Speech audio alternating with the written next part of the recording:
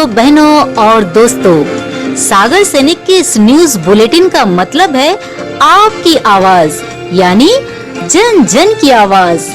तो अपनी आवाज को बुलंद कीजिए, अपना सिर्फ इतना सहयोग देकर कि इस बुलेटिन को हर दिन देखिए और यह समाचारों का वीडियो पूरा देखिए।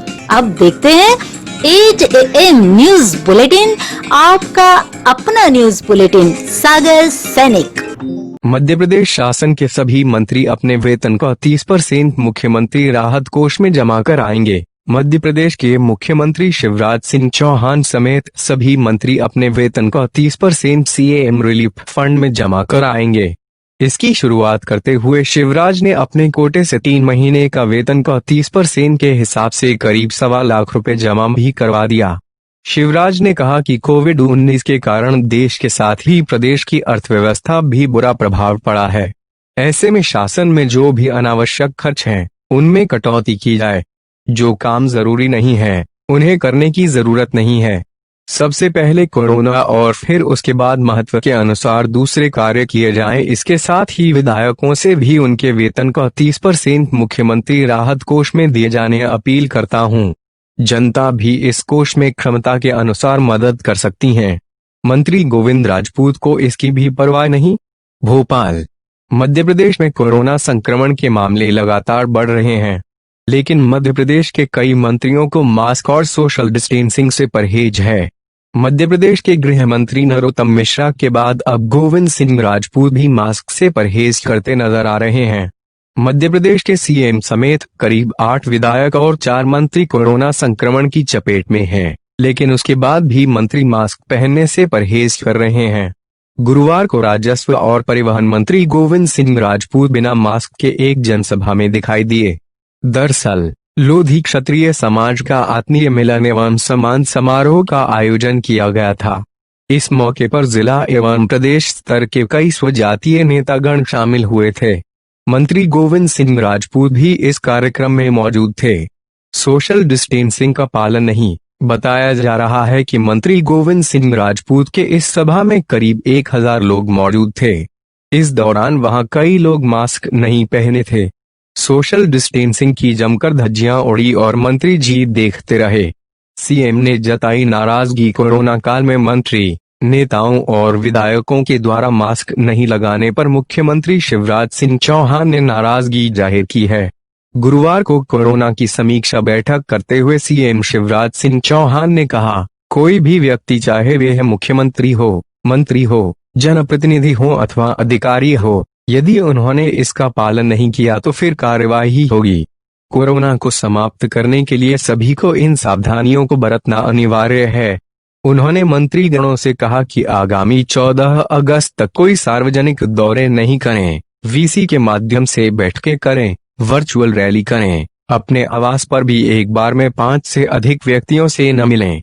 कई मॉडल्स की अश्लील फिल्में बनाकर गंदे वेबसाइट पर डाल दी। इंदौर। आर्ट और वेब सीरीज में काम दिलाने के बहाने मॉडल्स की अश्लील वीडियो बनाकर गंदे वेबसाइटों पर अपलोड करने का मामला उजागर हुआ है। यह मामला मध्य प्रदेश के इंदौर का है। लड़कियों के अश्लील वीडियो गंदे वेबसाइट पर डालने के इस खेल के पीछे एक बड़े गिरोह का हाथ बताया जा रहा है। इस गिरोह ने अब तक 5 मॉडल्स के साथ ऐसा धोखा किया है। इन्हीं में से एक मॉडल ने साइबर सेल से इस बात की शिकायत की, जिसके बाद इस गिरोह का भंडाफोड़ हुआ है। अपनी शिकायत में इस मॉडल ने कहा था कि खुद को मुंबई में बड़ा डायरेक्टर और प्रोड्यूसर बताकर एक शख्स ने उसे दिसंबर 2019 में एरोड्रम रोड स्थित एक फार्म हाउस पर बुलाया था। मॉडल का आरोप है कि डायरेक्टर और प्रोड्यूसर ने उसे एक बोल्ड मूवी सीरीज में काम दिलवाने का बोलकर कुछ बोल्ड सीन शूट किए। उसने कहा कि इसमें से अश्लील कंटेंट हटाकर कुछ ही सीन रखते हुए ओटीटी प्लेटफॉर्म पर रिलीज करेंगे, लेकिन फिल्म को बिना एडिट किए पॉर्न साइट पर अपलोड कर दिया गया। अश्लील वेबसाइट पर कंटेंट अपलोड किए जाने की जानकारी मॉडल को अपने एक रिश्तेदार के जरिए मिली। मॉडल का आरोप है कि जब उन्होंने इस मामले में डायरेक्टर और प्रोड्यूसर से संपर्क किया तो उन्होंने पल्ला झाड़ लिया, जिसके बाद मॉडल ने फिल्म बनाने वाले डायरेक्टर, कास्टिंग डायरेक्टर सहित 5 लोगों के खिलाफ शिकायत दर्ज कराई थी, जिसमें 2 आरोपियों को अभी पुलिस ने गिरफ्तार किया है। साइबर सेल के एसपी जितेंद्र सिंह ने मीडिया को बताया कि मॉडल युवती ने बोल्ड फिल्म बनाकर इंटरनेट पर पॉर्न साइट पर अपलोड करने की शिकायत 25 जुलाई को की। कुछ लोगों को हिरासत में लेकर पूछताछ की तो पता चला कि ये एक बड़ा गिरोह है जो युवतियों को इंटरनेट पर लोकप्रिय हो रहे ओटीटी प्लेटफॉर्म पर लॉन्च करने का झांसा देकर अश्लील फिल्में बनाता है। कहा जा रहा है कि इस गिरोह का कनेक्शन मुंबई से भी है। शूटिंग पूरी होने के बाद आरोपियों ने पैसे के लालच में वीडियो को मुंबई में बैठे अशोक पांडेय को बेच दिया। अशोक अश्लील फिल्मों का धंधा करता है और उसने मॉडल की वीडियो गंदे साइट पर अपलोड कर दिया। फिलहाल मामले की जांच जारी है। इस बात पर चर्चा में है नरियावली विधायक प्रदीप लारिया। सागर जिले के नरियावली विधानसभा क्षेत्र में भारतीय जनता पार्टी के विधायक प्रदीप लारिया ने एक यात्री प्रतीक्षालय बनवाया है, जो कि स्थापित होने के साथ ही चर्चा का विषय बना हुआ है। यहाँ प्रस्तुत है पत्रकार साथी राघवेंद्र दुबे की रिपोर्ट। नरियावली क्षेत्र के विधायक प्रदीप लारिया भारतीय जनता पार्टी के प्रदेश उपाध्यक्ष भी हैं। प्रदीप लारिया ने यह यात्री प्रतीक्षालय विधायक निधि से बनवाया है। ये यात्री प्रतीक्षालय चर्चा का केंद्र किस वजह से है, यह बताने से पहले जान लें कि मध्य प्रदेश सरकार ने जब विधायक निधि का प्रावधान किया था तब उसकी मूल भावना क्या थी। मध्य प्रदेश शासन के एक परिपत्र अनुसार विधानसभा निर्वाचन क्षेत्र विकास योजना का क्रियान्वयन जुलाई 1994 में हुआ, जिसे आम बोलचाल में विधायक निधि कहते हैं।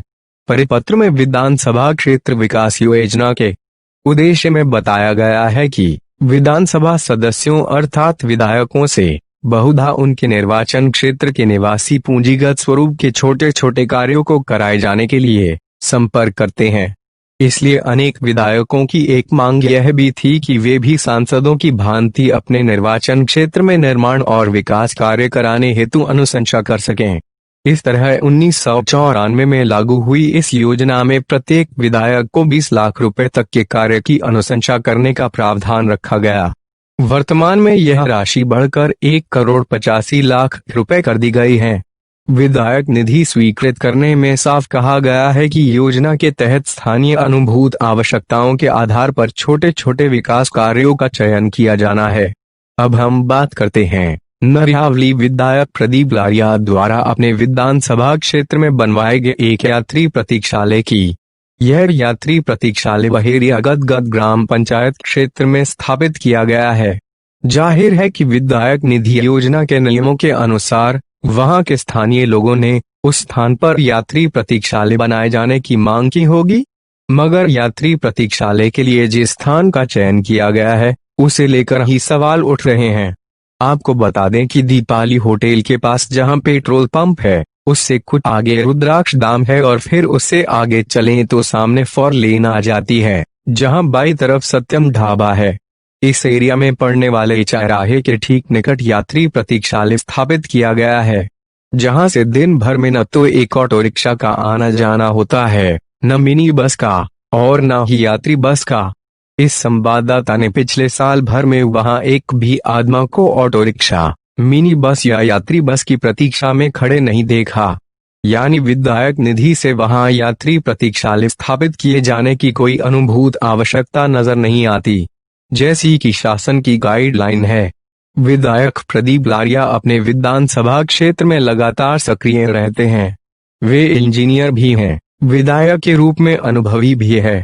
अतः हमें नहीं लगता कि इंजीनियर प्रदीप लारिया ने यात्री प्रतीक्षालय के इस स्थान पर कभी किसी यात्री को वाहन के इंतजार में खड़े देखा हो। इसलिए इन दिनों यह यात्री प्रतीक्षालय और विधायक प्रदीप लारिया चर्चा में है। सीएम शिवराज के बोधनी इलाके में रेत माफिया ने कांस्टेबल को ट्रैक्टर ट्राली से कुचला। मध्य प्रदेश में रेत माफिया के हौसले बुलंद हैं। गुरुवार की रात को सीएम शिवराज सिंह चौहान के गृह जिले सीहोर के रेहटी थाना क्षेत्र के जहाजपुरा गांव में कांस्टेबल को रेत से भरी ट्रैक्टर ट्राली से कुचलने की कोशिश की। इससे कांस्टेबल का बायां पैर फ्रैक्चर हो गया और गंभीर चोटें आई हैं। उसे होशंगाबाद अस्पताल में भर्ती कराया गया है। ऑर्डर पर छप रहे थे जाली नोट, फिर बाजार में खपाए लाखों के नोट। इंदौर शहर में जाली नोट बनाने वाले आरोपी को पुलिस ने पकड़ लिया है। बता दें कि उसके पास से करीब 2 लाख मूल्य के जाली नोट बरामद किए गए हैं। पुलिस को पूछताछ में पता चला है कि उसने यूट्यूब के जरिए जाली नोट बनाना सीखा। अब तक लाखों के जाली नोट बाजार में खपा चुका है। जानकारी के मुताबिक इंदौर की आजाद अगर थाना पुलिस ने लाखन नाम के युवक को गिरफ्तार किया है। बीते कई दिनों से पुलिस को लगातार इस बात की सूचना मिल रही थी कि इलाके में देर शाम नकली नोट खपाने एक युवक बाजार में आता है। पुलिस ने जानकारी मिलते ही इलाके की घेराबंदी कर दी और संदिग्ध युवक को गिरफ्तार कर लिया। तलाशी में उसके पास से 500 और 2000 के लगभग 190 नकली नोट बरामद किए गए। कर्मचारियों को सैलरी नहीं मिलने पर केंद्र पर भड़का सुप्रीम कोर्ट। सुप्रीम कोर्ट ने केंद्र सरकार को कहा है कि वह कोरोना के खिलाफ लड़ रहे डॉक्टर्स और स्वास्थ्य कर्मचारियों की सैलरी समय पर दे। केंद्र के स्टैंड पर सुप्रीम कोर्ट ने नाराजगी जाहिर की और कहा कि आप असहाय नहीं हैं। आप इसे देखें कि आपके आदेश का पालन हुआ है या नहीं। सुप्रीम कोर्ट की पीठ के सदस्य जस्टिस इमार शाह ने कहा कि डीएम एक्ट के तहत आपको शक्तियां मिली हुई हैं, इसलिए आप इस दिशा में कदम भी उठा सकते हैं। सुप्रीम कोर्ट ने BS-4 गाड़ियों के रजिस्ट्रेशन पर अगले आदेश तक लगाई रोक। सुप्रीम कोर्ट ने BS-4 गाड़ियों के रजिस्ट्रेशन पर अगले आदेश तक रोक लगा दी है। साथ ही सुप्रीम कोर्ट ने कोरोना लॉकडाउन के दौरान मार्च महीने में बड़ी संख्या में इन गाड़ियों की बिक्री पर नाराजगी जाहिर की है। गाड़ियों की बिक्री पर शक जताते हुए सुप्रीम कोर्ट लॉकडाउन के दौरान बड़ी संख्या में इन वाहनों की बिक्री की गई है। इस मामले की सुनवाई 13 अगस्त को होगी। घर में इन तस्वीरों को लगाने से दूर होता है दुर्भाग्य, धन संपदा में होती है बरकत। लोग अपने घर को खूबसूरत बनाने के लिए कोई कसर नहीं छोड़ते हैं। बात चाहे पेंटिंग की हो या फिर पोस्टर्स की। घर की दीवारों से लेकर घर कोने कोने को पूरी शिद्दत के साथ सजाते हैं। लेकिन कई बार अनजाने में हम कुछ ऐसी तस्वीरों को घर पर लगा लेते हैं जो हमारे परिवार पर असर डालती है। वास्तुशास्त्र के अनुसार घर की सजावट के लिए नीचे बताई गई तस्वीरों को इस्तेमाल करते हैं तो इससे दुर्भाग्य जाता है। इसके अलावा धन संपदा में भी लाभ की संभावनाएं बढ़ जाती हैं। जानिए वास्तुशास्त्र के अनुसार घर में किस तरह की तस्वीरों को लगाना होता है शुभ। 1. मछलियों की तस्वीर। वास्तुशास्त्र के अनुसार घर में तैरती मछलियों की तस्वीर लगाना शुभ होता है। कहते हैं कि इसे लगाने से घर के सदस्यों की आयु बढ़ती है। 2. सूर्योदय या पहाड़ों की तस्वीर। घर में सूर्योदय, बड़े पहाड़ और झरने झील की तस्वीरों को लगाना शुभ होता है। वास्तुशास्त्र के अनुसार ऐसी तस्वीरें जीवन में आशा और घर में सकारात्मक ऊर्जा लाती हैं। यह तस्वीरें घर के सदस्यों का आत्मविश्वास भी बढ़ाती हैं। 3. हंसते हुए चेहरों की तस्वीर। घर हंसते खिलखिलाते चेहरों की तस्वीर लगाना शुभ होता है। वास्तुशास्त्र के अनुसार इन तस्वीरों को लगाने से घर के सदस्यों में आपसी प्रेम और सौहार्द बना रहता है। घर के सभी लोग खुश रहते हैं। 4. भेड़ के बच्चे की तस्वीर। कहते हैं कि अगर भाग्य का उदय या प्रबल करना है तो घर में मेमना, भेड़ के बच्चे का तस्वीर लगानी चाहिए। वास्तुशास्त्र के अनुसार ऐसी तस्वीर धन लाभ के साथ भाग्य को भी उदय करती है। 5. बहते हुए पानी की तस्वीर। घर में नदी, तालाब, झरना और समुद्र की तस्वीरों को लगाना शुभ माना जाता है। वास्तुशास्त्र के अनुसार बहता हुआ पानी सौभाग्य का प्रतीक माना गया है। ऐसे में इन तस्वीरों को लगाने से बिगड़े काम बनने लगते हैं।